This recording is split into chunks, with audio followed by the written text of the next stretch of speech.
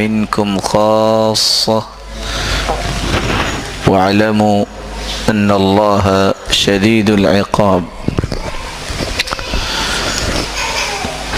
میرے محترم اور معزز سامعین کرام، اللہ رب العزت ہم سب کے خالق و مالک ہیں۔ انسان کی تخلیق سے لے کر آج تک اللہ تعالیٰ کا ایک نظام ہے، الذی خلق الموت والحیاة لیبلوکم ایکم احسن عملا۔ اللہ تعالیٰ نے موت و حیات کا یہ ایک سلسلہ بنایا ہے، اور اللہ رب العزت یہ جاننا چاہتے ہیں کہ کون اچھا عمل کرتا ہے۔ جب سے اللہ تعالیٰ نے انسان کو پیدا کیا، اس کی آزمائش شروع ہے۔ کسی کو اللہ تعالیٰ عطا کر کے آزماتے ہیں، کسی کو محروم کر کے آزماتے ہیں۔ یہ آزمائش، یہ فتنے کا ہی معنی ہے۔ فتنہ کیا ہے اور فتنے کی کون کون سی شکلیں اس وقت کائنات میں موجود ہے، اور اس کا شرعی علاج کیا ہے، یہ تین نکات آج ہماری گفتگو کے محور ہوں گے۔ فتنے کا مطلب آزمائش ہے، امتحان ہے، رسوائی ہے۔ انسان کی جب آزمائش ہوتی ہے، زندگی کا سفر طے کرتے ہوئے کسی دکھ مصیبت میں پھنس جاتا ہے، اگر تو اللہ رب العزت کے فرامین اور رسول اللہ صلی اللہ علیہ وسلم کے بتائے ہوئے طریقوں کو اختیار کرتا ہے، تو پھر تو اللہ رب العزت اجر و ثواب سے بھی نوازتے ہیں اور اس کی حفاظت بھی فرماتے ہیں۔ لیکن اگر انسان ڈی ٹریک ہو جائے، اللہ اور اس کے رسول کے فیصلوں کو بھول جائے، تو پھر فتنہ انسان کو رسوائی کی طرف لے جاتا ہے۔ اس لیے امام جرجانی رحمۃ اللہ علیہ کہا کرتے تھے کہ فتنہ کیا ہے؟ ہی ما یبین بہ حال الانسان من الخیر والشر۔ زندگی کے اس سفر میں انسان کی وہ کیفیت جس سے اس کی خیر اور شر کی پہچان ہوتی ہے۔ اور بعض علماء نے کہا ہے ہی معاملۃ تظہر الامور الباطنہ، باطنی کیفیت ظاہر ہوتی ہے معاملات کے اندر، خواہ وہ خوشی کے معاملات ہوں، خواہ وہ غمی کے معاملات ہوں۔ اور آپ نے دیکھا ہوگا پہلی صف میں نماز پڑھنے والے لوگ جب ان کو خوشی ملتی ہے تو آپے سے باہر ہو جاتے ہیں۔ نتیجہ کیا نکلتا ہے؟ امام غزالی رحمۃ اللہ علیہ کہا کرتے تھے کسی کے ایمان کی پیمائش کرنی ہو تو یا خوشی کے موقع پہ کرو یا غمی کے موقع پہ کرو۔ یہ دو کیفیتوں کو جو کنٹرول کر سکتا ہے، اس کا مطلب یہ ہے کہ اس کے اندر اللہ تعالیٰ نے صلاحیت رکھی ہے اور اس پہ اللہ تعالیٰ کی رحمت کا نزول ہو چکا ہے۔ اسی رسول اللہ صلی اللہ علیہ وسلم نے ان دونوں پہلوؤں کو کیسے پیش کیا؟ كان اذا اتاه امر يسر به كان اذا اتاه امر يسر به خر ساجدا لله۔ رسول اللہ صلی اللہ علیہ وسلم کو جب بھی کوئی خوشی ملتی تو آپ اس خوشی کا اظہار کیسے کرتے؟ خر ساجدا للہ، اللہ کے سامنے سجدہ ریز ہو جاتے۔ اور دوسری روایت میں آتے ہیں وَكَانَ إِذَا حَزَبَهُ أَمْرٌ صَلَّى، جب رسول اللہ صلی اللہ علیہ وسلم کو کوئی فکر لاحق ہوتا یا کوئی دکھ پہنچتا تو تب بھی کیا کرتے؟ سجدہ ریز ہو جاتے. تو خوشی اور غمی کو صحیح رخ دیا جا سکتا ہے تو اس وقت جب خوشی اور غمی میں اللہ کو یاد رکھا جائے، رسول اللہ صلی اللہ علیہ وسلم کے طریقے اور سلیقے کو یاد رکھا جائے. عبداللہ بن عباس رضی اللہ تعالیٰ عنہ جن کے بھائی فوت ہو گئے، غلام نے جب بتایا کہ بھائی فوت ہو گئے، کہا رکو. سواری سے اترے، اللہ اکبر، کہتے یہ کیا؟ آپ کو میں نے آپ کے بھائی کی وفات کی خبر دی اور آپ نماز پڑھنے چل گئے، آپ جلدی پہنچے وہاں. کہا جلدی پہنچ کے زندہ ہو جائے گا؟ ہمیں سکھایا یہ گیا ہے استعینوا بالصبر والصلاۃ. اگر تم مدد لے سکتے ہو تو نماز پڑھو، اللہ تعالیٰ کے سامنے گرو، صبر کرو. یہ دو ہی تو طریقے ہیں، اور صبر ہی انسان کو کندن بناتا ہے، اور بے صبری تو انسان کو ویسے ہی زنگ آلود کر دیتی ہے. اور رسول اللہ صلی اللہ علیہ وسلم نے فرمایا صبر سے بڑھ کر کوئی بھی نعمت اللہ نے دنیا میں اتاری نہیں ہے. اس لیے ایک مسلمان فتنے میں اس وقت پڑتا ہے جب قرآن و سنت کی روشنی کو قبول نہیں کرتا. فتنوں کی مختلف قسمیں احادیث میں بیان کی گئی ہیں. فتنة الصدر، فتنة المحیا والممات، فتنة عمياء وصماء، فتنة الشبہات، فتنة الشہوات. رسول اللہ صلی اللہ علیہ وسلم نے صحابہ کرام کو اتنی خوبصورت تربیت دی، جہاں فتنوں کے بارے میں بتایا، فرمایا بادروا بالاعمال فتن كقطع اللیل المظلم. اعمال میں جلدی کرو اس سے پہلے کہ فتنے دنیا میں آ جائیں. اور میں دیکھ رہا ہوں جس طرح بارش کے قطرے زمین کی طرف آتے ہیں، اس طرح فتنے زمین کی طرف آ رہے ہیں،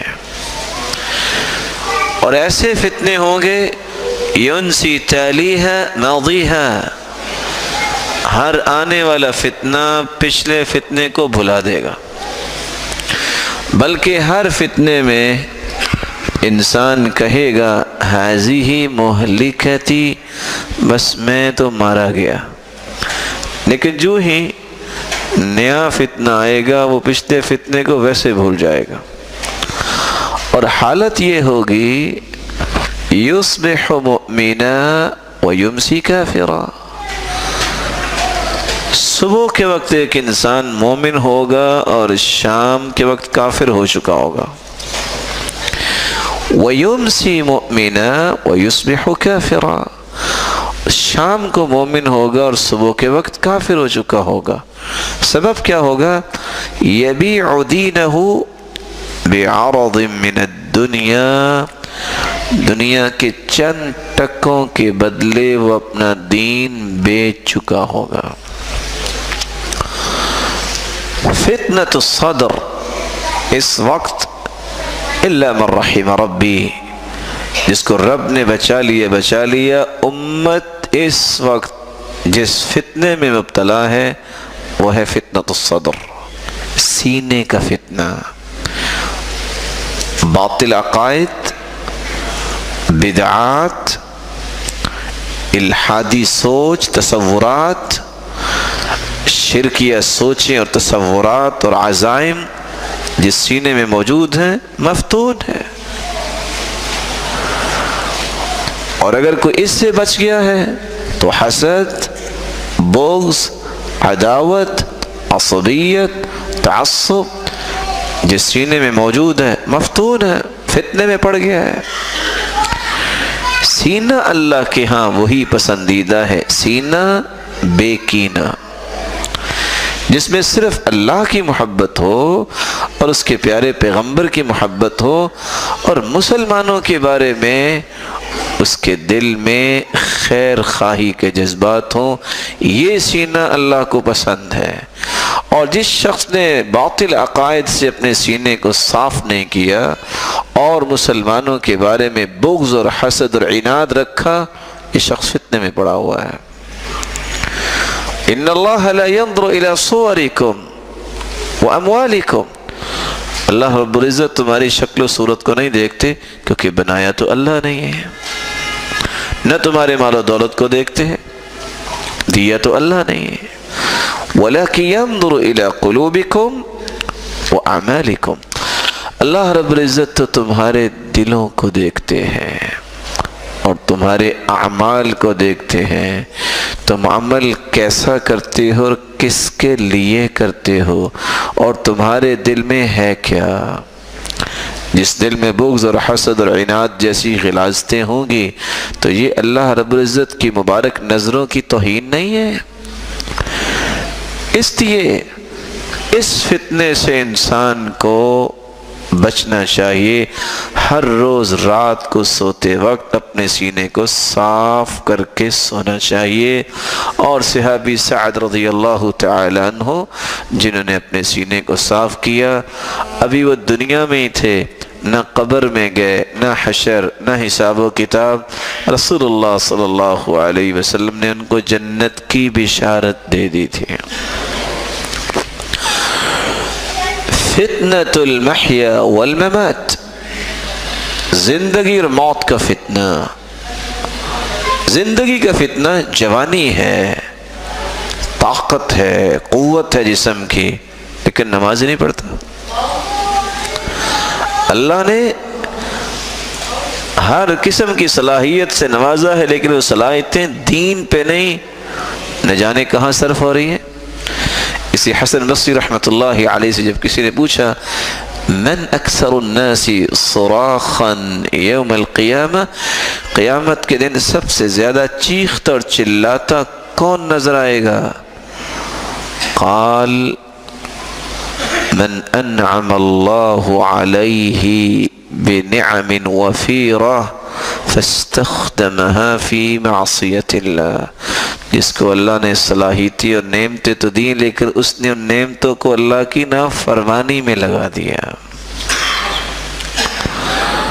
زندگی تو ہے لیکن دین کے لیے نہیں ہے، طاقت تو ہے لیکن دین کے لیے نہیں ہے۔ کس کے لیے؟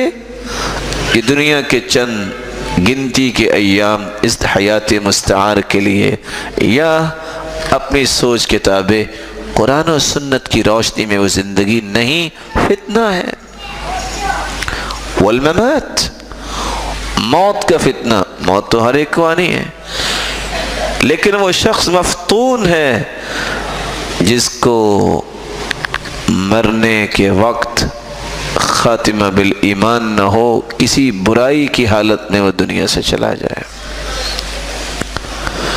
اور قبر کے عذاب میں پھنس جائے۔ فتنۃ الشبہات،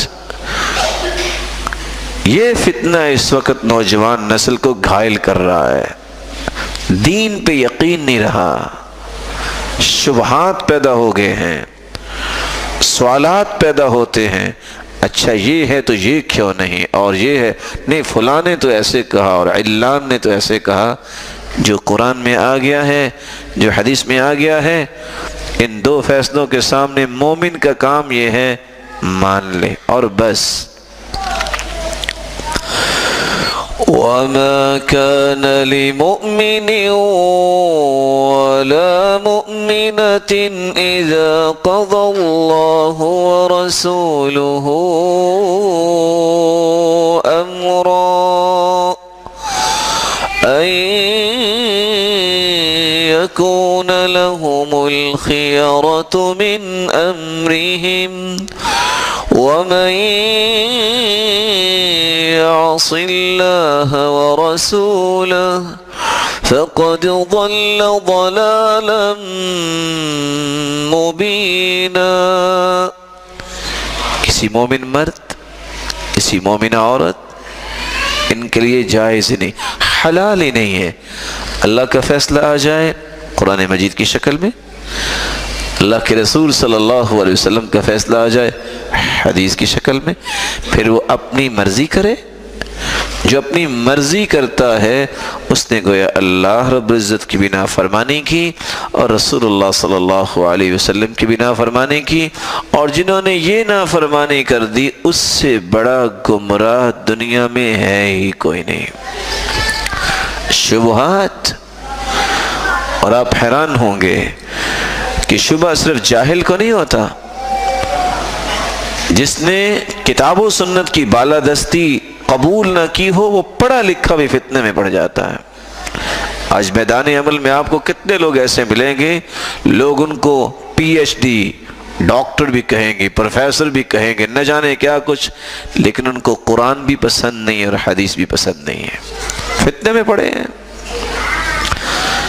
آپ تو یہ بات سن کے ورطہ حیرت میں چلے جائیں، صحیح بخاری جیسی کتاب، اس جیسی کتاب، اوتھینٹک کتاب قرآن مجید کے بعد کوئی نہیں ہے۔ جو صحیح بخاری پڑھاتا ہو، اس کی شروحات لکھنے والا شخص اگر اس کو شبہ ہو جائے تو آپ کیا کہیں گے؟ رسول اللہ صلی اللہ علیہ وسلم کا فرمان ہمیں بتاتا ہے، میت کا جب جنازہ پڑھایا جاتا ہے تو مرد کا جنازہ ہو تو چہرے کے سامنے کھڑے ہو کے جنازہ پڑھتے ہیں، جب عورت ہو تو درمیان میں کھڑے ہوتے ہیں۔ اب اتفاق کیسا ہے کہ صحیح بخاری کی کتاب الجنائز میں لفظ آ گئے قام فی وسطھا۔ وسط کا کیا معنی ہے؟ بولے، آپ نے صحیح بخاری پڑھی ہوئی ہے؟ یعنی اتنی کامن سینس ہے کہ آپ میرے بڑے محترم بھائی ہیں، آپ نے کتاب الجنائز پڑھی ہے یا نہیں پڑھی آپ کو پتہ ہے، وسط کا مطلب درمیان۔ لیکن جب شاگرد نے سوال کر دیا جناب آپ تو کہتے ہیں کہ مرد اور عورت کا جنازہ پڑھائے تو چہرے کے سامنے کھڑے ہوتے ہیں، تو یہ تو وسط کا وسط کا لفظ آ گیا ہے۔ کہا کل بتاؤں گا۔ کل آئے، جی محترم، کہا ہاتھ کھڑے کرو، ہاتھ کھڑے کیے، پوچھا اب بتاؤ وسط کہاں ہے؟ ایمانداری سے بتائیے کبھی کسی نے مردے کے ہاتھ کھڑے کروائے؟ اپنا تصور، اپنی سوچ ثابت کرنے کے لیے حدیث کو کس طرح توڑتا ہے، یہ توڑتا وہ ہے جس کو شبہ ہو گیا کہ دین میں شاید کوئی نقص رہ گیا ہے، میں پورا کر دیتا ہوں۔ اور ہمارا ایمان کیا ہے؟ رسول اللہ صلی اللہ علیہ وسلم نے کوئی چیز چھپائی نہیں ہے، اللہ نے دین مکمل کر دیا۔ اور آپ یہ سن کے خوش بھی ہوں گے اور افسوس بھی کریں گے ان لوگوں پہ، یہودیوں کی جماعت آگے کہتی ہے عمر رضی اللہ تعالیٰ عنہ کو، آیت فی کتابکم لو نزلت علینا معشر الیہود لاتخذنا ذلک اليوم عیدا۔ خلیفۃ المسلمین، آپ کے پاس جو کتاب ہے قرآن مجید، اس میں ایک ایسی آیت اگر ہم پہ نازل ہو جاتی نا، یہودیوں پہ، تو جس دن یہ آیت اترتی ہم اس دن کو عید کا دن بنا دیتے۔ پوچھا وہ کون سی آیت ہے؟ کہتے الیوم اکملت لکم دینکم واتممت علیکم نعمتی۔ اللہ تعالیٰ نے اتنا بڑا احسان کیا کہ تمہارا دین مکمل کر دیا۔ اس وقت یہودی بھی مانتے تھے کہ دین مکمل ہو گیا ہے۔ جو دشمن ہے، سب سے بڑا دشمن مسلمان کا یہودی ہے، لَتَجِدَنَّ أَشَدَّ النَّاسِ عَدَاوَةً لِلَّذِينَ آمَنُوا الْيَهُودِ۔ لیکن اسلام کو قبول کرنے والا کہے کہ نقص ہے اور اس میں کوئی خامی ہے، میں دور کر دوں۔ اللہ رب العزت ہمیں شبہات سے بچائے۔ قرآن مجید اور حدیث میں کوئی شبہ نہیں ہے۔ شبہ کہاں ہے؟ میری اور آپ کی سوچ میں ہو سکتا ہے، قرآن مجید میں کوئی شبہ نہیں ہے۔ شہوت کا فتنہ، کتنے لوگ شہوات کی تکمیل کے لیے فتنے میں پڑ جاتے ہیں اور یہ فتنہ ان کو رسوائی اور ذلت کے سوا کچھ نہیں دیتا۔ اور ان دونوں فتنوں سے بچ سکتے ہیں تو دو علاج ہیں، ٹالریٹ کرو، صبر کر لو، یقین کر لو کہ جو دستور حیات قرآن مجید آیا ہے اس میں شک کی گنجائش نہیں ہے۔ وَجَعَلْنَاهُمْ أَئِمَّةً يَهْدُونَ بِأَمْرِنَا لَمَّا صَبَرُوا وَكَانُوا بِآيَاتِنَا يُوقِنُونَ۔ لیڈر انسان بنتا ہے ایمان میں تو کیسے؟ جن کے اندر دو صلاحیتیں ہوتی ہیں، برداشت کا، ٹالریٹ کرنے کا ان کے اندر مادہ ہوتا ہے، اور یقین ہوتا ہے کہ پوری کائنات مجھے چھوڑ بھی جائے گی تو میں اپنے رب پہ توکل نہیں چھوڑوں گا۔ فتنة عمیاء وصماء، پانچواں فتنہ ایسا فتنہ جو انسان کو اندھا کر دے اور بہرا کر دے۔ اور آج بعض دفعہ ایسے فتنے سامنے آتے ہیں انسان کو سوچ ہی نہیں آتی کہ اس کا حل کیا کریں، اندھا بہرا انسان ہو جاتا۔ رسول اللہ صلی اللہ علیہ وسلم نے چھٹے فتنے کی نشاندہی کی، فرمایا قتل و غارت کا فتنہ قیامت کے نزدیک عام ہو جائے گا۔ یتقارب الزمان، صحیح بخاری کی روایت ہے، وقت میں بے برکتی آ جائے گی۔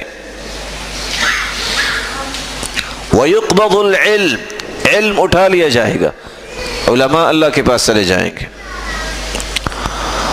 وَتَظْهَرُ الْفِتَنِ، فتنے ظاہر ہوں گے۔ وَيَكْثُرَ الْجَهْلِ، اور جہالت عام ہو جائے گی۔ اور آگے فرمایا وَيَكْثُرَ الْحَرَجِ، حرج بھی زیادہ ہوگا۔ قیل ما الحرج؟ قال القتل، قتل و غارت اتنی عام ہو جائے گی، نہ مارنے والے کو پتا کہ میں کیوں مار رہا ہوں، نہ مرنے والے کو پتا کہ مجھے آخر کیوں مارا گیا ہے۔ رسول اللہ صلی اللہ علیہ وسلم نے ساتویں فتنے کے متعلق بھی خبردار کیا، عورتوں کا فتنہ، ما ترکت بعدی فتنہ اضر علی الرجال من النساء، میرے بعد مردوں کے لیے سب سے خطرناک فتنہ عورتوں کا فتنہ ہوگا۔ اور ساتھ ہی رسول اللہ صلی اللہ علیہ وسلم نے آٹھویں فتنے کی نشاندہی کی، بے پردگی، قیامت کے نزدیک یہ فتنہ عام ہو جائے گا۔ رسول اللہ صلی اللہ علیہ وسلم نے فرمایا ان المختلعات ہن المنافقات، جو بے پردگی کو عورتیں پسند کرتی ہیں یہی تو منافق عورتوں کی نشانی ہے۔ اور سلسلہ صحیحہ کی روایت تو ایک عجیب رخ ہمیں بیان کرتی ہے۔ رسول اللہ صلی اللہ علیہ وسلم نے فرمایا سیکون فی آخر امتی رجال، امت کے آخر میں ایسے مرد ہوں گے یرکبون علی سروج کاشباہ الرحال، مرد سوار ہوں گے چراغوں پر، اور وہ چراغ کیسے ہوں گے جن پہ سوار ہوں گے؟ جیسے کجاوے ہوتے ہیں۔ اس وقت تو گاڑی نہیں تھی نا، آج موٹر سائیکل پہ بیٹھے ہیں، گاڑی پہ بیٹھے ہیں، جب محرک انجن سٹارٹ ہوتا ہے شعلے چھوڑتا ہے کہ نہیں؟ چراغ کاشباہ الرحال، کجاووں کی طرح سیٹیں بنی ہوئی ہیں۔ ینزلون عند ابواب المساجد، مسجدوں کے دروازوں پر اتریں گے۔ معہم، ان کے ساتھ کون ہوگا؟ نساء کاسیات عاریات، عورتیں ہوں گی جنہوں نے لباس پہنا ہوگا لیکن پھر بھی وہ عریاں نظر آئیں گے۔ اور آگے لفظ کتنے ہیں؟ اللہ اکبر، العنوہن فإنہن ملعونات، ان پہ لعنت بھیجو، یہ ملعون عورتوں کی نشانی ہے کہ وہ پردہ نہیں کرتی۔ فتنہ ہے۔ صحیح مسلم کی روایت رسول اللہ صلی اللہ علیہ وسلم نے فرمایا صنفان من اہل النار لم ارہما بعد، دو قسمیں جہنمی ہیں جن کو میں نے نہیں دیکھا، ان میں سے ایک نساء کاسیات عاریات مائلات ممیلات، ایسی عورتیں جو لباس تو پہنتی ہیں لیکن عریاں ہیں اور برہنہ نظر آتی ہیں۔ کیسے؟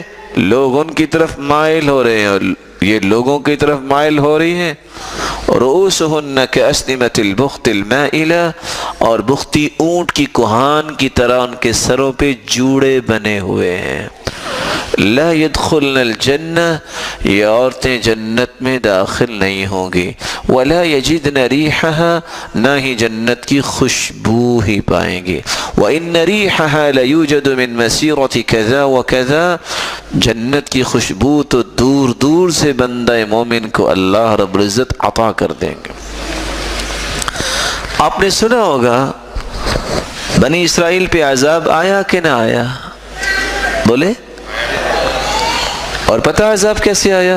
انما ہلک بنو اسرائیل حین اتخذ نساؤہم قصۃ من شعر، جب بنی اسرائیل کی عورتوں نے جوڑے بنانے شروع کیے تو ان پہ عذاب آیا. اور عذاب کی کیفیت مختلف تھی. ایک عذاب یہ بھی تھا، صحیح بخاری کی روایت ہے، فقدت امت من بنی اسرائیل، بنی اسرائیل کی ایک پوری امت، ایک قوم گم ہو گئی، ملی نہیں ہے. رسول اللہ صلی اللہ علیہ وسلم کے سامنے آپ نے فرمایا، چوہیا گزری، فرمایا اللہ تعالیٰ نے اس پوری قوم کو مسخ کر کے چوہا بنا دیا ہے.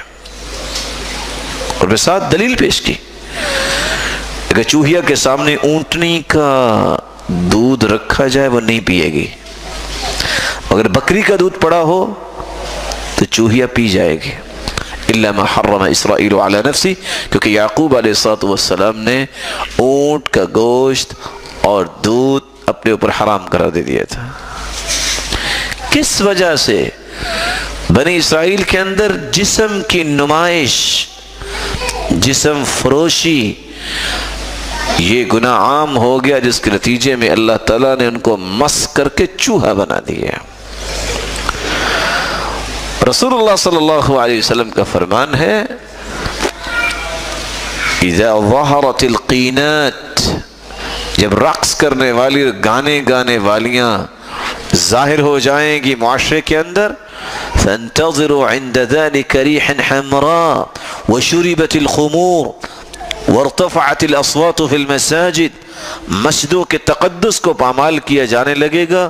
لوگ ایسے مسجدوں میں گفتگو کریں گے جیسے منڈی اور بازار میں بیٹھے ہیں. ایاکم وحیشات الاسواق، مسجدوں کو بازار اور منڈی مت بناؤ. شراب عام ہو جائے گی اور گانے اور رقص عام ہو جائے گا. پھر انتظار کرو، سرخ آندیاں آئیں گی، او فسخا او مسخا، لوگ اچھے بلے ہوں گے، زمین دھنس جائے گی. یا اللہ تعالی جعلہم اللہ قردۃ وخنازیر، اللہ خنزیر اور بندر بنا دیں گے. اور اس لیے اس حدیث کی شرح میں لکھنے والے لکھتے ہیں کہ بندر اور خنزیر ابھی تو نہیں بنے، اللہ تعالیٰ معاف فرمائے، لیکن عادتیں بندروں اور خنزیروں جیسی بنتی جا رہی ہیں. وہ کیا ہے؟ بے حیائی. فتنوں کے اندر فتنہ دجال کا بھی ہے. کوئی ایسا پیغمبر نہیں آیا جس نے دجال کے فتنے سے اپنی قوم کو ڈرایا نہیں.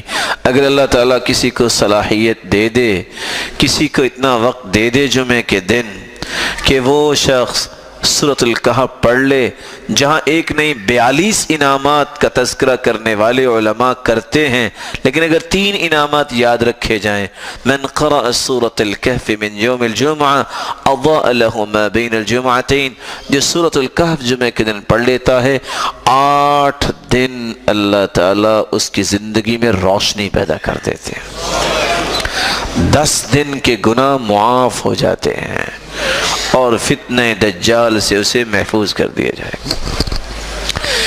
کتنے فتنوں کا تذکرہ ہو گیا جی؟ 8 کے 9.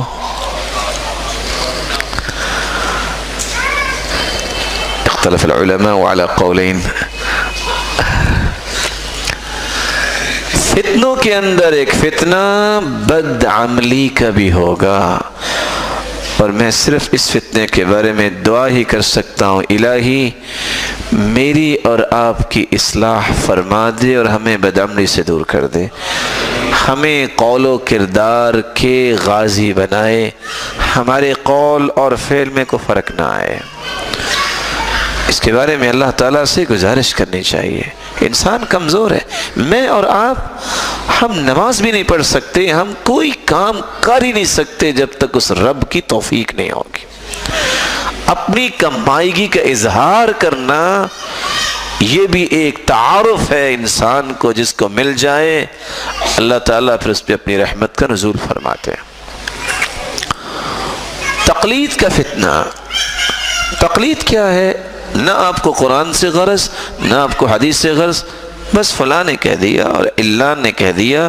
دلیل کیا ہے؟ ضرورت نہیں ہے. دوسرے لفظوں میں لائی لگ بننا, بغیر سوچے سمجھے کسی کے پیچھے چل پڑنا. صحیح بخاری کی 1376 نمبر روایت, اگر انسان اکیلا بیٹھ کے پڑھے تو کیا سمجھ آتی ہے؟ جب بندہ قبر میں جاتا ہے, حدیث لمبی ہے اور امام بخاری متعدد بار اس کو صحیح بخاری میں لے کے آئے ہیں. جب مومن سے سوال کیا جائے گا قبر سے, مر ربک, تیرا رب کون ہے؟ کہے گا ربی اللہ. بلکہ روایت کہتی ہے وہ کہے گا رک جاؤ, عصر کی نماز کا وقت ہو گیا, مجھے نماز پڑھ لینے دو. فرشتے کہیں گے اب نماز نہیں, وہ گزر گیا وقت, جواب دو. سورۃ الملک پڑھ کے سونے والے کو قبر کے عذاب سے بچانے کی نوید سنائی اللہ کے رسول نے صلی اللہ علیہ وسلم. ماذا تقول فی هذا الرجل الذي بعث فیکم, بتاؤ ہادی مرشد کون تھا. ما دینک, تیرا دین کیا ہے؟ وہ تینوں جواب صحیح دے گا. تو فرشتے پوچھیں گے تمہیں کیسے پتہ چلا؟ وہ جواب کیا دے گا مومن؟ قرأت القرآن وعملت بما فيه وصدقت, میں نے قرآن پڑھا, جو اس میں تھا اس پہ عمل کیا اور اس کی تصدیق کی. ابھی یہ جواب دے گا, آسمان سے آواز آتی ان صدق عبدی, میرے فرشتوں میرے بندے نے سچ بولا ہے. یہ دنیا میں تو بڑا مال و دولت والا تھا, کسی کو خیال ہی نہیں آیا کہ دو ٹانکے ہی لگا دے, اسی طرح دو سیدھی سی چادروں میں اس کو بھیج دیا ہے. چلو جلدی کرو, البسوہ لباس الجنہ, یہ دو چادروں میں آیا ہے, اس کو جنتی خلعت فاخرہ پہنا دو. یہ دنیا میں تو بڑا اچھا نظر آتا تھا لوگوں کے ہاں, بڑی بڑی اس کی کوٹھیاں بھی تھیں, لیکن چونکہ تقویٰ تھا,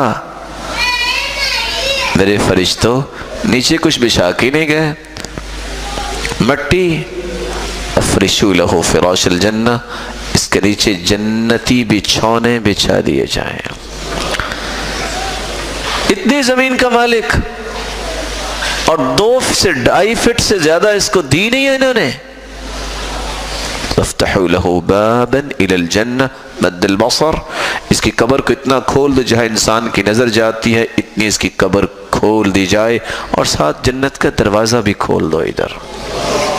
یہ کون ہے؟ مومن. وَأَمَّا الْكَافِرُ أَوْ الْمُرْتَابُ أَوْ الْمُنَافِقُ, روایت کافر, شک کرنے والا یا منافق, جب اس سے پوچھا جاتا ہے مَن رَبُّكَ, تیرا رب کون ہے؟ کہتا ہاں لا ادری. یہ ہاں کیا بولتا ہے کہ انہو یتذکر شیئا ولم یدکر, سوچتا ہے یہ کلمہ تو سنا تھا رب خالق, لیکن یاد نہیں آئے گا. کیا کہے گا؟ لا ادری, مجھے نہیں پتا. اقول کما یقول الناس, جیسے لوگ کہتے تھے میں بھی ویسے ہی کہتا تھا. دوسرا سوال ہوگا, تیسرا سوال ہوگا, جواب ایک ہی ہے, لا ادری اقول کما یقول الناس, جیسے لوگ کہتے تھے میں بھی ویسے ہی کہتا تھا. فرشتے خود کہیں گے لا دریت ولا تلیت, نہ تو نے قرآن پڑھا نہ تو نے سمجھا, تو جواب کیسے آئیں گے؟ آواز آئے گی ان کذب عبدی, اس بندے نے جھوٹ بولا ہے. یہ تو 2 چادریں دے کے گئے ہیں, ان چادروں کا بھی مستحق نہیں ہے, کافر ہے, یہ دین میں شک کرنے والا ہے, منافق ہے. البسوہ لباس النار, جہنمی لباس اس کو پہنا دو. افرشوا لہ فراش النار، مٹی تو پھر بھی ٹھنڈی ہے نہیں، اس کے نیچے جہنم کے انگارے رکھو. فیضیق علیہ قبرہ حتی تختلف اضلاعہ، اس کی قبر تنگ کر دی جائے گی یہاں تک اس کی ہڈیاں ایک دوسرے کے اندر چلی جائیں گی. اللہ رب العزت ہم سب کو محفوظ فرمائے. فَيُضْرَبُ بِمَطَارِقَ مِنْ حَدِيدِ ضَرْبَةً بَيْنَ اُذُنَيْهِ، اور ایک گرز اٹھائیں گے فرشتے اور دو کانوں کے درمیان ماریں گے. دو کانوں کے درمیان کیوں ماریں گے؟ آج پفلاف کہتا ہے کہ انسان کا دماغ 800 ہڈیوں میں بند ہے، اور جو پائیچوٹری کا سسٹم ہے جس کو عقل بولتے ہیں وہ دو کانوں کے درمیان ہے، سامنے نہیں ہے، پیچھے ہے. ضربتن، ایسی مار ماریں گے اور ایسی گرز. لو ضرب بها جبل لكان ترابا، اگر کسی پہاڑ کو مار دی جائے تو پہاڑ ریزہ ریزہ ہو جائے. اور یہاں کیوں ماریں گے؟ تمہیں عقل دی تو نے صحیح استعمال نہیں کیا. تم نے چپل لینی ہو تو 4 دکانوں سے 8 دکانوں کا چکر لگاتے ہو کہ چمڑا ٹھیک ہے کہ نہیں ٹھیک. دین لینے کے لیے تمہیں اس بات کا خیال ہی کبھی نہیں آیا کہ اللہ نے دین اتار دیا ہے، ضرورت کیا ہے؟ قرآن اور اللہ کے رسول صلی اللہ علیہ وسلم کو، جس کو اللہ تعالیٰ نے پوری کائنات کا سرتاج بنا دیا ہے. طریقہ اس کا، اس ہستی مبارک کا اور فرمان اللہ رب العزت کا. دو ہی تو طریقے ہیں زندگی گزارنے کے، کتاب اور سنت. ان دو چیزوں کو چھوڑ کے تم بھاگے کہاں پھرتے ہو؟ ترکت فیکم امرین لن تضلوا ما تمسکتم بہما کتاب اللہ و سنت رسولی. تم گمراہ نہیں ہو سکتے جب تک ان دونوں چیزوں کو مضبوطی سے تھامے رکھو گے. ایک اللہ کی کلام، ایک رسول اللہ صلی اللہ علیہ وسلم کی سنت. پتہ یہ چلا ان دونوں میں سے ایک بھی ہاتھ سے چھوٹ گئی، گمراہی آ گئی. اللہ رب العزت ہماری حفاظت فرمائے. تو آئیے تیسرا اور آخری نکتہ، ان فتنوں کا علاج کیا ہے؟ سب سے پہلا علاج العلم والایمان والیقین. جب تک علم نہیں سیکھیں گے آپ، جب تک ایمان یقین کی کیفیت میں نہیں پہنچ جاتا، فتنوں سے نہ بچ سکتا ہے نہ فتنوں کا مقابلہ ہو سکتا ہے. اور اگر ایمان آئے علم کے بعد اور ایمانی کیفیت یقین محکم کی طرف چلی جائے تو پھر کیا ہوتا ہے؟ يثبت الله الذين آمنوا بالقول الثابت في الحياة الدنيا وفي الآخرة ويضل الله الظالمين ويفعل الله ما يشاء.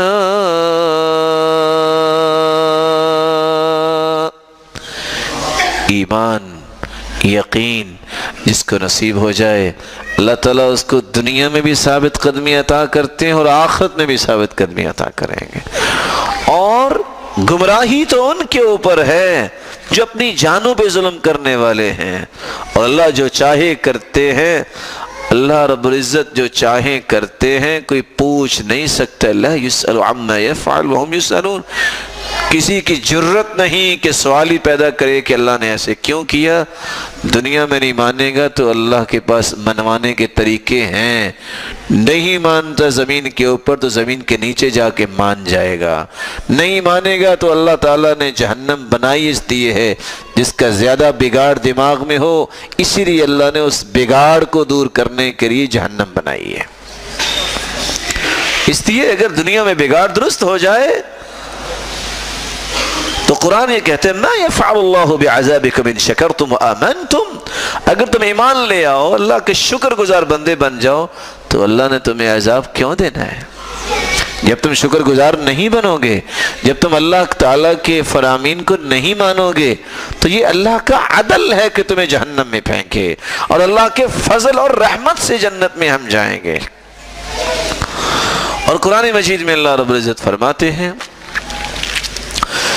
من عمل صالحا من ذكر أو أنثى وهو مؤمن فلنحيينه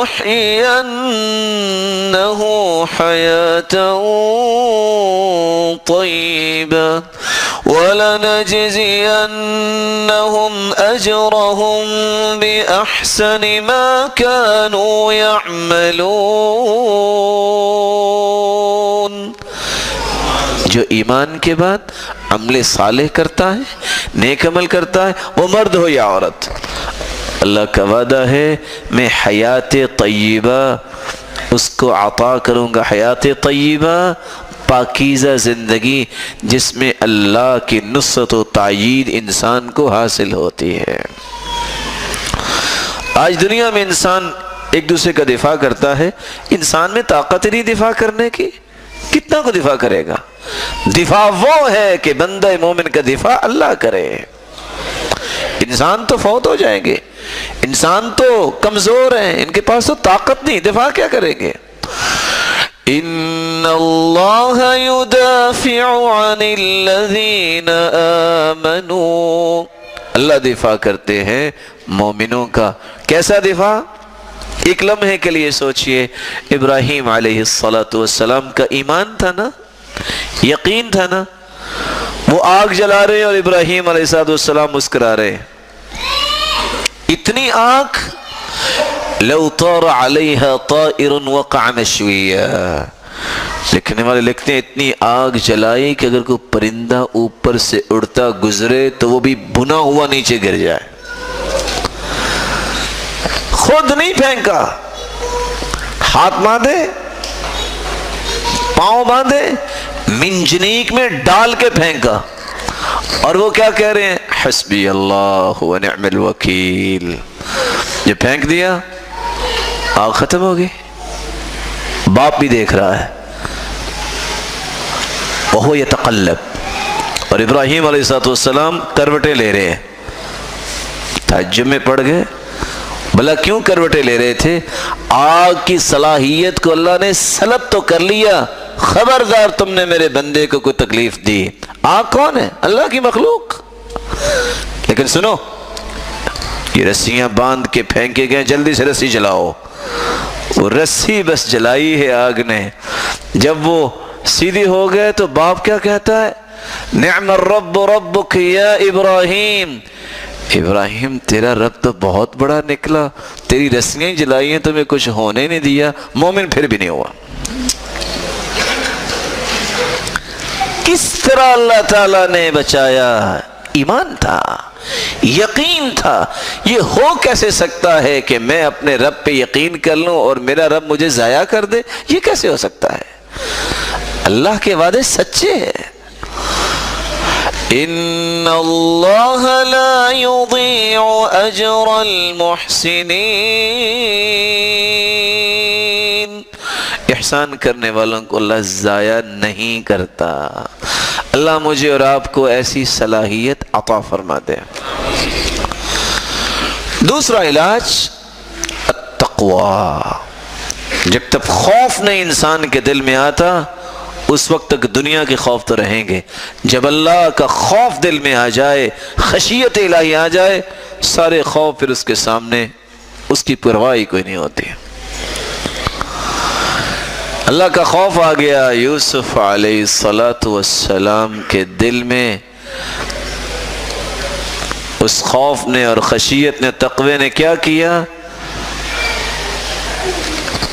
ویسے تو انہوں نے گھر سے نکال دیا، پہلے بھائیوں نے تھپیڑے لگائے اور کنویں میں پھینک دیا، اللہ نے وہاں سے نکال کے مصر کے تخت پہ بٹھا دیا. تقوی، اللہ کا خوف. اور تقوی ہے کیا؟ حفظ النفس عما یؤثم، ایسے قول و عمل سے بچنا جس سے انسان گنہگار ہو جاتا. الخوف من الجلیل والعمل بالتنزیل والقناعة بالقلیل والتزود لیوم الرحیل. خوف ہو تو اللہ کا، عمل ہو تو قرآن کے مطابق، جتنا اللہ نے دیا اس پہ شکر کرنا اور آخرت کی تیاری کرنا، یہ تقوی ہے. کیسا خوف؟ عبداللہ بن مسعود رضی اللہ تعالی عنہ ایک چرواہے سے کہتے ہیں ایک جانور مجھے دے دو، کہتے ہیں نہیں، میرے مالک نے منع کیا ہے۔ کہا تم قیمت لے لو، مالک کو کہنا بھیڑیا کھا گیا ہے، مالک کو دیکھ رہا ہے؟ کہا مالک تو نہیں دیکھ رہا، لیکن میرے مالک کا مالک تو دیکھ رہا ہے۔ سلف صالحین میں سے ایک شخص کو سزا دی گئی، وقت کے بادشاہ نے کہا اس کو کمرے میں بند کرو، الجزاء من جنس العمل کتاب ہے، 2 جلدوں میں، قصہ لمبا ہے، اور ساتھ ایک بھوکا شیر داخل کر دو، سزا اس کی یہ ہے۔ جب انہوں نے شیر اندر داخل کیا، وہ اچھلا، دروازہ بند کر دیا، کچھ وقت گزرنے کے بعد دیکھا کہ فارغ ہو چکا ہوگا، کھا چکا ہوگا، کیا دیکھا کہ شیر بیٹھا ہوا ہے اور دم ہلا رہا ہے اور وہ کھڑا اللہ کا ذکر کر رہا ہے۔ پوچھا کیا ہوا؟ کہتا یہ جھپٹا، تو میں نے کہا اللہ اکبر، تو اس کا منہ تو لگا میرے کپڑوں سے، تو میں تو سوچ رہا تھا اس کا لعاب پاک ہے کہ نہ پاک ہے، میں تو دلائل ریمائنڈ کر رہا تھا، انہوں نے اپنے دروازہ کھول دیا۔ اللہ رب العزت کی مخلوق ہے، شیر بھی اللہ کے حکم کے بغیر وہ کیسے کاٹے گا؟ یہ مجھے اور آپ کو یقین کیوں نہیں؟ کیسے کاٹے گا؟ نہیں کاٹے گا۔ اگر موت آنی ہے تو چونٹی کے کاٹنے سے بھی آ جاتی ہے، کچھ بھی نہ کاٹے ہنستے ہنستے لوگ فوت ہو جاتے ہیں، اور اگر نہ آنی ہو تو اللہ رب العزت کا جب تک فیصلہ نہیں، پھر جو مرضی ہو جائے، موت تو نہیں آتی۔ موت و حیات ہے ہی اللہ کے ہاتھ میں۔ تیسرا علاج اللہ کا ذکر۔ ہم سمجھتے ہیں کہ شاید ذکر کرنے سے بندہ صوفی ہو جاتا ہے، ذکر اصل طاقت ہے۔ اگر آپ محسوس نہ کریں تو ایک حدیث موضوع سے ہٹ کے بھی بیان کر دوں، ناراض تو نہیں ہوگے؟ صحیح بخاری کی روایت ہے، وَالْمَلَائِكَةُ يُصَلُّونَ عَلَىٰ أَحَدِكُمْ مَا دَامَ فِي مَجْلِسِهِ الَّذِي صَلَّى فِيهِ تقول الملائكة اللهم اغفر له اللهم ارحم اللهم تب علیہ۔ جب انسان نماز پڑھتا ہے نا، نماز پڑھنے کے بعد اپنی جگہ پہ بیٹھ کر وہ ذکر کرتا رہتا ہے، جب تک ذکر کرتا رہے۔ اور اگر دوسری روایت کو ساتھ ملا لیا جائے، اللہ کے نورانی فرشتے اتنے نازل ہوتے ہیں آسمان سے، حتی یملأ ما بین السماء والارض، زمین و آسمان کا خلا فرشتوں سے بھر جاتا ہے۔ اور وہ کیا کرنے آتے ہیں؟ 3 دعائیں کرنے، اللہم اغفر لہ، یا اللہ اس اپنے پیارے بندے کو معاف کر دے، اللہم ارحم، اے اللہ ان پہ رحم نازل فرما، اللہم تب علیہ، اے اللہ ان کی توبہ کو قبول فرما، ما لم یؤذی وما لم یحدث، جب تک بے وضو نہ ہو جائے اور کسی کو تکلیف نہ دے، فرشتے دعائیں کرتے ہی رہتے ہیں۔ حدیث تو آپ نے سن لی، میں بھی آپ سے کچھ سن لوں۔ ابھی مغرب کے بعد کس کس نے پورا ذکر کیا ہے؟ امام ابن تیمیہ رحمۃ اللہ علیہ تھے نا، کوئی سلام کرنے آتے نا السلام علیکم، تو وہ نماز کے بعد بیٹھے ہوتے، وہ کیا کرتے؟ یہ کیا؟ بات ہی نہیں کرتے تھے۔ کسی نے پوچھا یہ کیا؟ کہا مجھے پتا ہے محبت کے لیے آئے ہیں اور محبت دین کی ہے، ہذہ غدوتی، یہ میرا کھانا ہے، اگر میں نے یہ کھایا نا تو میرے اندر تو طاقت ہی نہیں رہے گی۔ اس وقت اللہ کے رسول نے ذکر کیا ہے، میں نے وہ کام کرنا ہے، ملاقات تو بعد میں بھی ہو سکتی ہے۔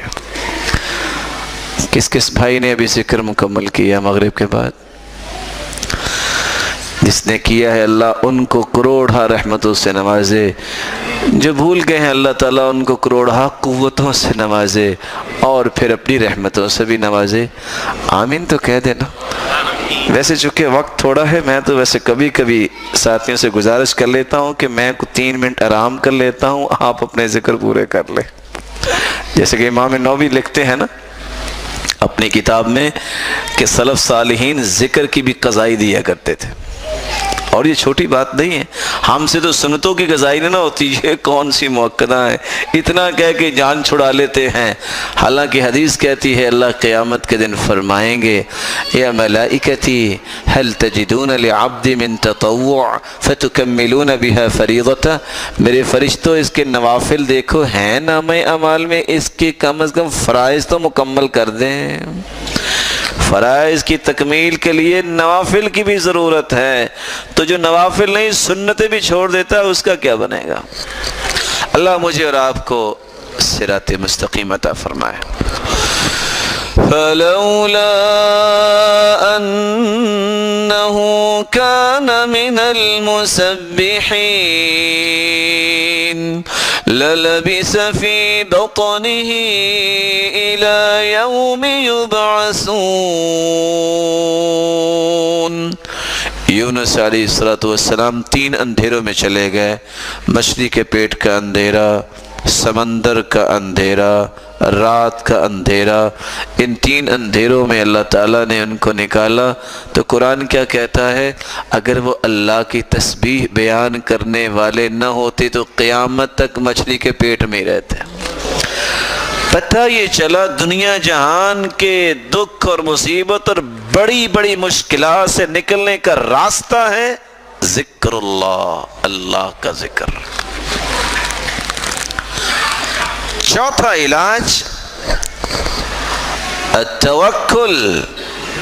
جب تک توکل اللہ پہ نہیں ہے، اعتماد، بھروسہ، اس وقت تک ہم کمزور ہیں، ہم مقابلہ نہیں کر سکتے۔ وَمَن يَتَوَكَّلْ عَلَى اللَّهِ فَهُوَ حَسْبُهُ إِنَّ اللَّهَ بَالِغُ أَمْرِهِ قد جعل اللہ لکل شیء قدرا۔ جو اللہ پہ توکل کرتا ہے اللہ ان کو کافی ہو جاتا ہے۔ چھوٹا سا بچہ، عورت ذات، صنف نازک، ابراہیم علیہ السلام نے اس بچے کو لیا، ہاجر علیہ السلام کو لیا اور کہاں چھوڑ کے آئے؟ لا جلیس ولا انیس وليس امامها الا الغبراء ولا اضلتها الخضراء، نہ کوئی انسان، نہ کوئی درخت، بواد غیر ذی زرع، سوائے گرد اور پہاڑوں کے کچھ نہیں ہے۔ بیت اللہ کے پاس چھوڑ کے آگے جہاں آج بیت اللہ ہے۔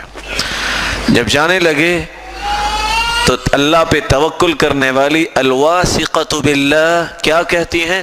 اللہ امرک ان تترکنا ہاہنا، اے اللہ کے پیارے پیغمبر، اللہ نے آپ کو حکم دیا کہ ہمیں چھوڑ کے جائیں۔ فاشار برأسہ ای نعم، تو ابراہیم علیہ السلام نے اشارہ کیا اپنے سر سے، جی ہاں۔ جب یہ سن لیا نا کہ اللہ کے حکم سے چھوڑ کے جا رہے ہیں تو اس عورت نے کیا کہا؟ حاجر علیہ السلام نے اذن لا یضیعنا، اگر اس رب کے حکم سے چھوڑ کے جا رہے ہیں تو پھر وہ رب ہمیں ضائع نہیں کرے گا۔ یقین ہے نا، توکل ہے نا اللہ پہ۔ اللہ تعالیٰ کو پھر یہ توکل کتنا پسند آیا، 4 قدم ادھر اور 8 قدم ادھر بھاگے، چھوٹا سا بچہ کو 2 پاؤں اس نے مارے، ایسا پانی زمین سے نکالا، میں اس زمزم علی میں شریب اللہ، جس نیت سے زمزم پی رہے ہیں اللہ وہ نیت پوری کر دیتے ہیں۔ بیماریوں کا بھی علاج ہے اور خوراک کی خوراک ہے۔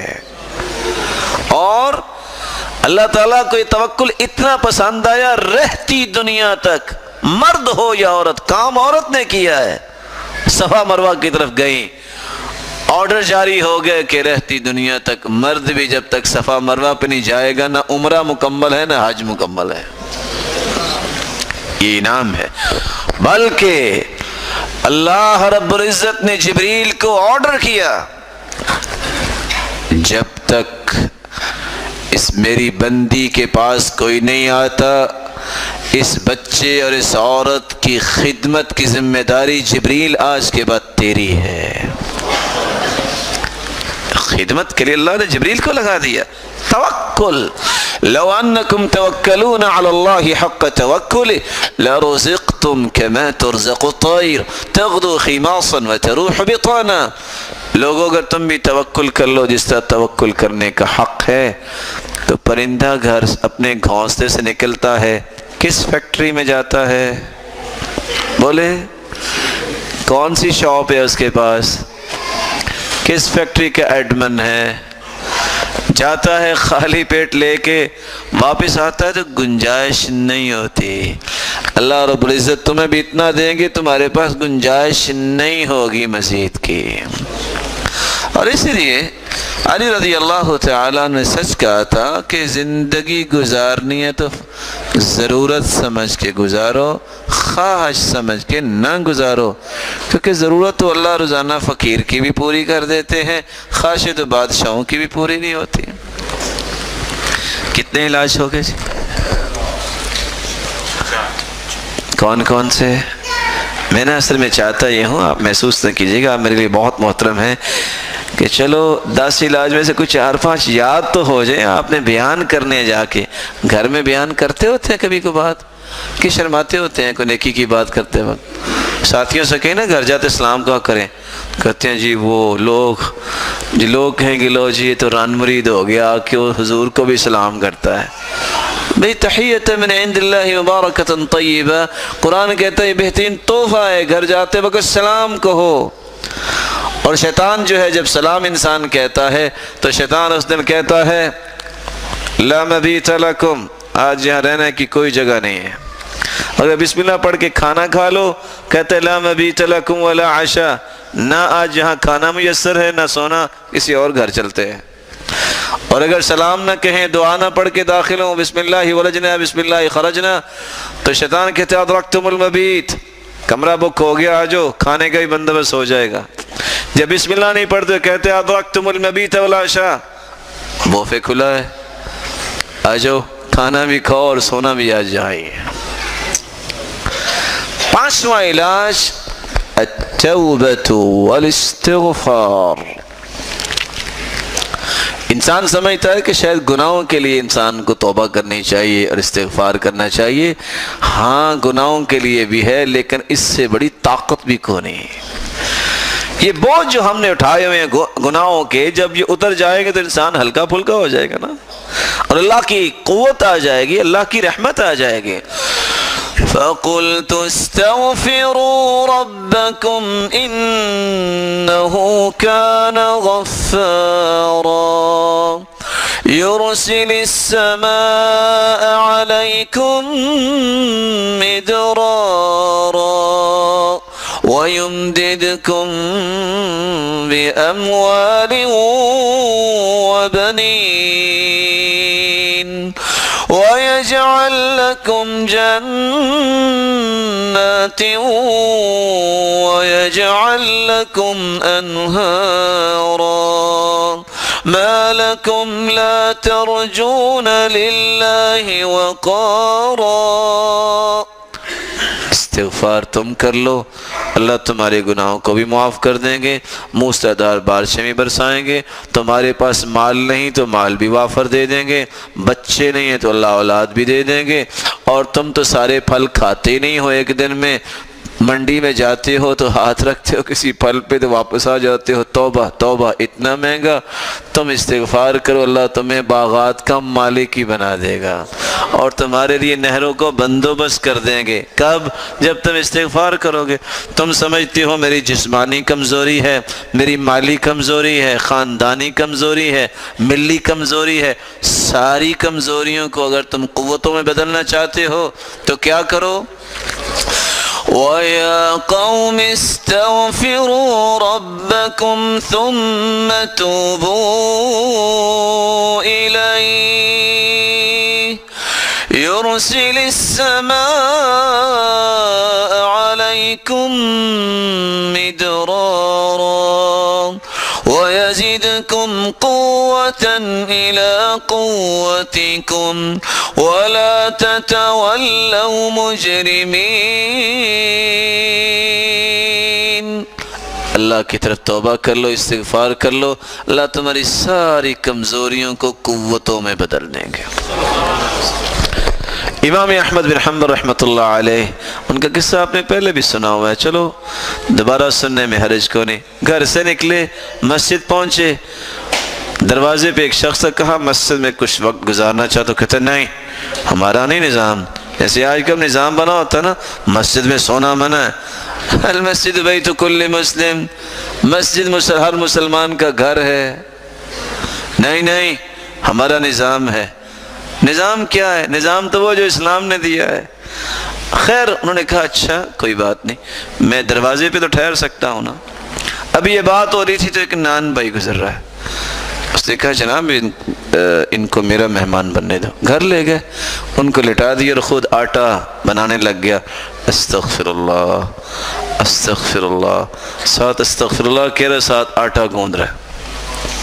امام احمد بن حنبل رحمۃ اللہ علیہ پوچھتے ہیں آپ کو استغفار نے کوئی فائدہ بھی دیا؟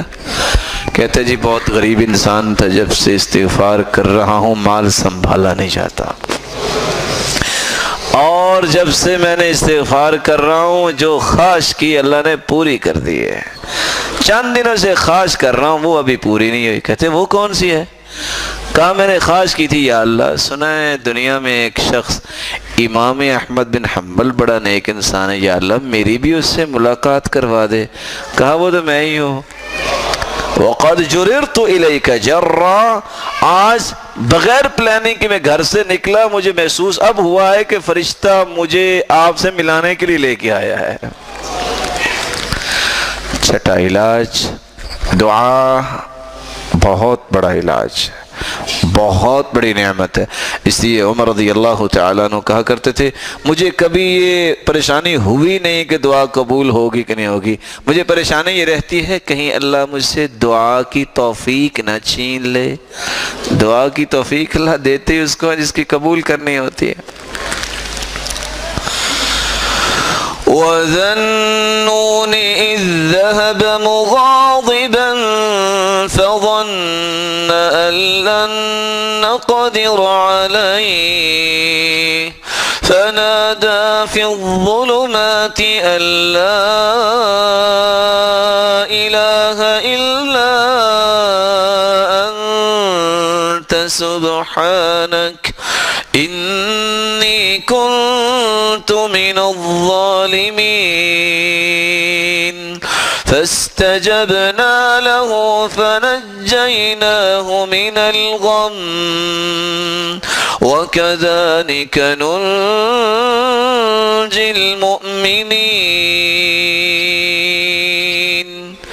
یونس علیہ السلام جب وہ مصیبت میں پھنس گئے تو انہوں نے دعا کیا کہ لا الہ الا انت سبحانک انی کنت من الظالمین، اے اللہ تو پاک ہے، تیرے سوا کوئی معبود برحق نہیں، میں اپنی جان پہ ظلم کر بیٹھا ہوں۔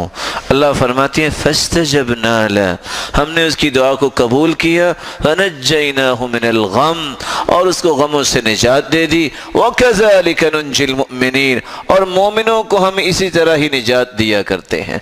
اور رسول اللہ صلی اللہ علیہ وسلم کا فرمان ہے یہ دعا لا الہ الا انت سبحانک انی کنت من الظالمین لم يدع بها رجل قط الا استجاب اللہ لہ، جو بھی یہ پڑھ کے دعا کرتا ہے اللہ اس کو محروم نہیں کرتے۔ صبر یہ بھی ایک علاج ہے، انسان جب صبر کرتا ہے، اللہ سے صبر کی دعا اور التجا کرتا ہے، اللہ قوت دیتے ہیں۔ من صبر فلہ الصبر ومن جزع فلہ الجزع، جو جزع فضا کرتا ہے اس کو ملتا تو کچھ نہیں، واویلا ہی بس ملتا ہے، رونا دھونا ہی۔ جو صبر کرتا ہے اللہ قوت بھی دیتے ہیں اور صبر کا بدلہ بھی دیتے ہیں۔ اور بدلہ کیا ہے؟ انما یوفی الصابرون اجرهم بغیر حساب، انلمیٹڈ اجر اللہ نے رکھا ہے تو صبر پہ رکھا ہے۔ اللہ رب العزت ہم سب کو یہ صلاحیتیں عطا فرمائے۔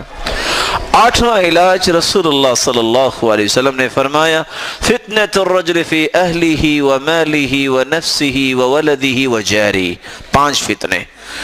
اپنا فتنہ، بیٹے کا فتنہ، اہل و عیال کا فتنہ، اور مال کا فتنہ اور پڑوسی کا فتنہ۔ اپنا فتنہ زندہ سلامت ہے لیکن اللہ کے سامنے جھکتا ہی نہیں ہے، اس کے دماغ میں بگاڑ اتنا کہتا دیکھی جائے گی، فتنہ ہے۔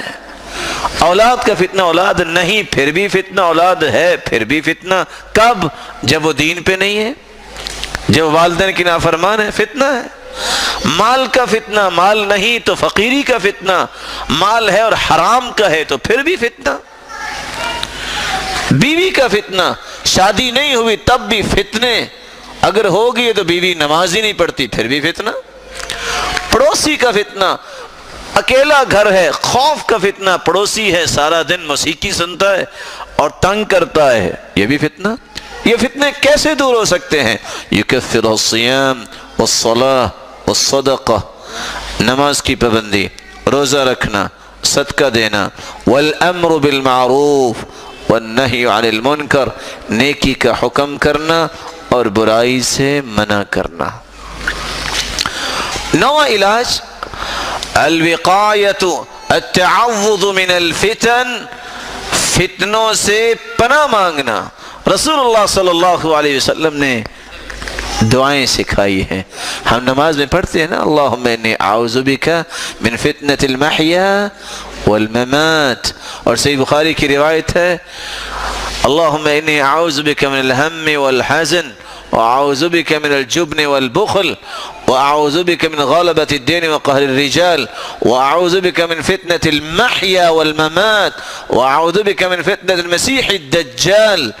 دعائیں پڑھے انسان تاکہ فتنوں سے بچ جائے۔ اور عمر رضی اللہ تعالیٰ عنہ کیا پڑھتے تھے؟ رضینا باللہ ربا وبالاسلام دینا ونعوذ باللہ من سوء الفتن۔ اے اللہ ہم تمہیں رب مان کے راضی، تیرے بھیجے ہوئے دین کو سچا دین مان کے راضی، ہمیں برے فتنوں سے بچا، ما ظہر منہا ما بطن، ظاہری فتنوں سے بھی بچا اور باطنی فتنوں سے بھی بچا۔ 10واں اور آخری علاج الوقایۃ من الفتن، جہاں علاج کرتے ہیں وہاں ایک مقولہ مشہور ہے الوقایۃ خیر من الف علاج، پرہیز یہ 1000 علاج سے بہتر ہوتا ہے۔ آپ کو پتہ ہے کہ فتنے کی جگہ آپ کیوں جاتے ہیں؟ آپ کو پتہ ہے کہ میں اپنے آپ پہ کنٹرول نہیں کر سکتا اور فتنوں کے اپنے آپ کے حوالے کیوں کرتے ہیں؟ ایک نوجوان جس کو یہ پتہ ہی نہیں ہے کہ اللہ تعالیٰ کی خشیت کیا ہوتی ہے، باپ بھی اس وقت پرواہ نہیں کرتا، اس کے سامنے نیٹ اور نہ جانے کیسی کیسی سہولتیں ہیں، سائٹ پہ بیٹھتا ہے، کون جانے کہاں گیا اور کیسے گیا اور کیا دیکھ رہا ہے۔ فتن کقطع اللیل المظلم، رات کی تاریکی جس طرح بڑھتی بڑھتی اور بڑھتی چلی جاتی ہے، فتنے بھی ایسے بڑھتے ہیں۔ آج چھوٹا سا سوال، مسجد میں، مدرسہ میں 24 گھنٹے بچے کو رکھا جاتا ہے، اساتذہ انتھک کوشش کرتے ہیں، پھر بھی انسان کمی کوتاہی رہ جاتی ہے، پھر بھی کوشش کرتے ہیں اس کی کمی دور ہو جائے۔ تو جس شخص نے ایسے ماحول میں بچے اور بچی کو بھیج دیا، نہ وہاں نماز ہے، بس جی میرا بیٹا فلاں ملک میں گیا ہے، اور پھر ساتھ یہ سوچ بنائے کہ وہاں سے صحابی بن کے آ جائے، کمال کی سوچ نہیں ہے یہ۔ مسجد میں بیٹھے تو نہیں بن سکتا، اور ایسے ماحول میں انسان اپنی اولاد کو بھیج دے تو وہاں یہ ذہن بنائے کہ ایسا بن کے آئے گا۔ کیسے بن کے آئے گا؟ جیسے تم نے سوچا ہے ویسے نہیں، بن کے ویسا آئے گا جیسے وہ بننے گیا تھا۔ اس لیے امام بخاری نے صحیح بخاری میں باب باندھا ہے باب التعرب فی الفتن، فتنوں کے دور میں بادیہ نشینی اختیار کر لو۔ سلمہ بن اکوع رضی اللہ تعالی عنہ مدینے کو چھوڑ کے ربضہ چلے گئے اور باقی زندگی وہیں گزاری۔ رسول اللہ صلی اللہ علیہ وسلم نے فرمایا سیکون یوشک ان یکون خیر مال المسلم غنم یتبع بها شعف الجبال ومواقع القطر یفر بدینه من الفتن۔ ایک وقت آئے گا سب سے اچھا مال مومن کا بکری ہوگی، جس کو پہاڑوں پہ اور جہاں بارشیں ہوتی ہیں وہاں چراتا پھرے گا، اس ڈر سے کہ میں فتنے سے بچ جاؤں۔ اس سے سلف کہا کرتے تھے والموت خیر من الفتنہ، اور فتنے سے بہتر موت ہے کہ انسان کا دین تو بچ جائے۔ اثنان یکرہہما ابن آدم، دو چیزوں کو انسان ناپسند کرتا ہے اور دونوں ہی اس کے لیے اچھی ہیں۔ یکرہ الموت والموت خیر من الفتنہ، موت سے ڈرتا ہے اور موت فتنے سے بہتر ہے۔ یکرہ قلت المال وقلت المال اقل للحساب، کہتا ہے مال تھوڑا نہ ہو زیادہ ہو، تھوڑا مال ہوگا حساب بھی تھوڑا ہوگا، لیکن اللہ سے دعا کیجئے جتنا مال ہو حلال کا ہو۔ اللہ رب العزت سے دعا ہے اللہ رب العزت ہمیں فتنوں سے بچائے، ہم بہت کمزور ہیں، اللہ ہمیں ایمانی قوت نصیب فرمائے۔ الہ العالمین ہم سب کے گناہوں کو معاف فرما، خطاؤں سے درگزر فرما۔ مولا کریم جو روحانی یا جسمانی بیمار ہیں ان کی بیماریوں کو شفاؤں میں بدل دے، کسی مصیبتوں میں ان کی مصیبتوں کو خوشیاں بنا دے، جو کسی تنگی میں ہے اللہ ان کی تنگی کو آسانیاں بنا دے۔ الہ العالمین جو صاحب اولاد بیٹھے ہیں ان کی اولادوں کو نیک بنا، صالح بنا، دست و بازو بنا، آنکھوں کی ٹھنڈک بنا اور صدقہ جاریہ بنا۔ جو بے اولاد ہیں ان کی جوڑیوں کو بار رونق بنا دے، اور جو مال والے ہیں ان کے مال میں برکت فرما۔ الہ العالمین جو بے روزگار ہے تو ان کو بھی تونگر بنا دے، مقروض کے غیبی خزانوں سے مدد فرما دے، اور ہمیں جب تک رکھنا فتنوں سے بچا کے رکھنا، خاتمہ بالایمان فرمانا، اور جس طرح آج تیرے گھر میں جمع ہے ہمیں جنت الفردوس میں جمع فرمانا، اور اپنے محبوب کی رفاقت نصیب فرمانا، اور اپنے دیدار کا مستحق بنانا۔ وآخر دعوانا الحمدللہ رب العالمین۔